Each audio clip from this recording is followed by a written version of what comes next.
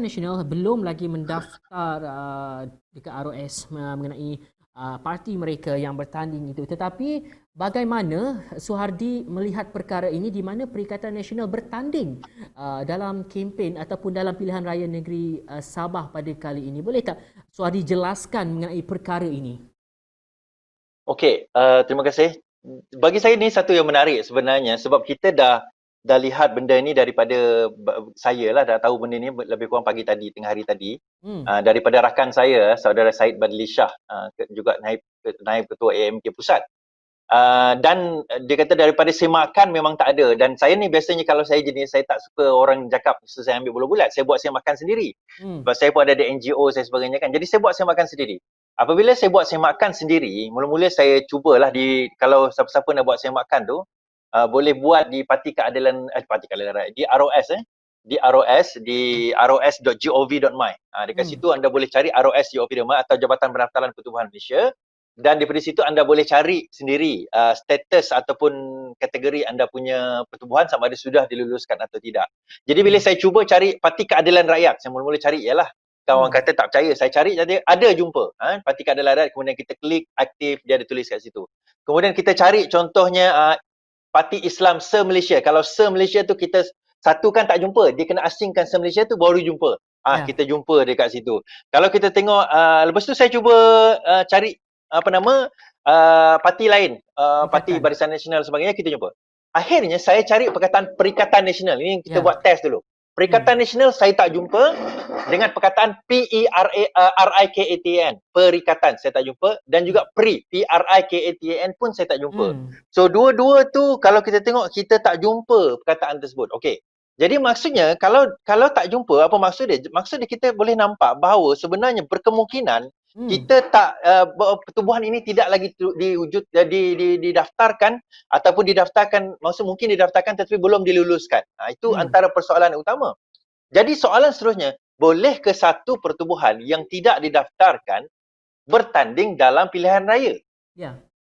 Dia berbeza, contohnya menggunakan logo. Okey, dalam Perikatan Nasional kita ada banyak parti, kita ada Bersatu, kita ada sebagainya. Kalau diguna logo Bersatu tak ada masalah. Kalau diguna logo-logo sendiri tak ada masalah. Isu dia adalah dia nak menggunakan logo Perikatan Nasional itu sendiri. Itu Ya. menimbulkan masalah. Sebab apa? Kalau kita tengok dia menggunakan logo Perikatan Nasional, persoalannya di atas kertas undi itu adakah Perikatan Nasional ataupun Bersatu?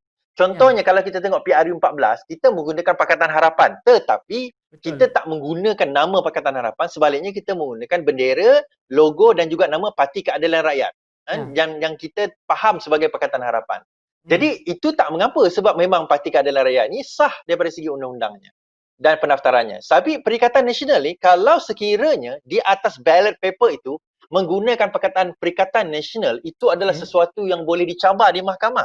Sekiranya keputusan itu keluar nanti, itu sesuatu yang berkemungkinan technically dia mungkin akan menyebabkan calon-calon Perikatan Nasional ini akan orang kata apa, macam mana kita kata? Disqualified. Disqualified dengan tersendirinya. Cuma isunya pada kadar bila kita boleh disqualified mereka. Adakah sekarang ataupun bila keputusan dah keluar nanti?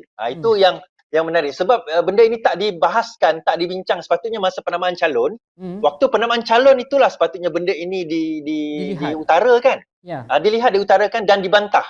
Jadi bila tidak ada bantahan pada penamaan calon, jadi inti yang mungkin parti-parti lain orang kata apa, overlook kita kata. Itu yang kita menarik untuk kita lihatlah. Dan saya melihat dekat sini bahawa Perikatan Nasional mereka mencalonkan 29 calon bagi kerusi. Kita dapat lihat di kerusi Tanjung Kapur, kerusi Tempasuk, kerusi Pantai Dalit, Karambunai, Darau dan juga Inanam pun Perikatan Nasional juga menghantarkan calon di situ. Dan Barisan Nasional 41 kerusi. Dan saya nak tanya sendiri dengan Iswardi. Adakah pihak SPR tidak memandang perkara ini dengan serius? Jika pihak SPR memandang sesuatu perkara SOP, cara pendaftaran calon-calon ini dengan serius, mereka lebih tahu atau lebih arif dengan perkara ini. Tapi nampak gaya di sini kita lihat bahawa SPR tidak menggunakan kuasa mereka dengan sepenuhnya berdasarkan cara-cara macam mana untuk mendaftar calon-calon ini. Pada pandangan Iswardi, adakah SPR belum lagi menggunakan kuasa mereka dengan sepenuhnya? Saya nampak dia macam ni. Dia sebenarnya apabila ada bantahan, barulah ada SPR itu akan menggunakan kuasa dia bagi apa orang kata menjalankan satu-satu tugas atau tanggungjawab mereka. Dia tak boleh, dia kata bukan kata tak boleh, tapi Okey. mungkin dia pun overlook, saya pun tak pasti kan, daripada segi boleh ke tak boleh. Tetapi macam contohnya dulu kita nak guna logo Pakatan Harapan, Ya. dibantah pada masa itu sebelum pilihan raya. Dan Hmm. kita sendiri pun menyedari bahawa Pakatan Harapan itu tidak lagi didaftarkan, belum didaftarkan. Jadi sebab itu kita guna logo keadilan. Kita sendiri sedar. Tetapi Perikatan Nasional, kalau kita dengar kenyataan Zahid Hamidi hari itu, dia kata bahawa ROS sendiri, bukan ROS, SPR sendiri telah mengatakan bahawa boleh menggunakan logo Perikatan Nasional. Dan ini merupakan satu benda yang saya pun ini something yang mungkin parti politik yang kalau kalah nanti boleh lawan di mahkamah daripada segi technicality dia.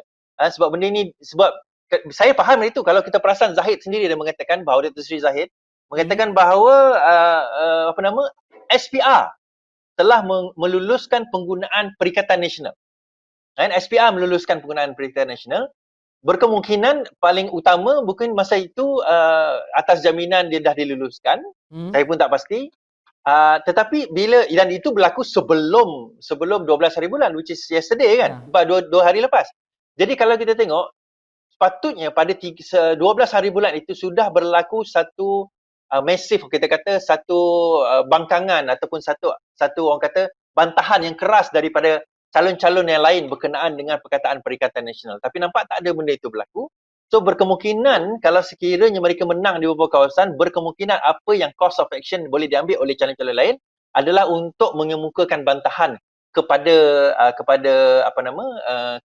kemenangan tersebut. Tetapi kalaupun bantahan itu diterima, dia takkan terus automatically menang. Dia akan berlaku PRK. Menyusahkan lagi. Jadi sepatutnya dia kena buat awal. Menyusahkan lagi. Okey, itu jawapan daripada Iswardi mengenai apa yang berlaku kita lihat di media sosial. Dan kita boleh melihat di Facebook Iswardi sini. Iswardi mengemukakan apa yang berlaku itu. Perikatan Nasional belum lagi mendaftar DRS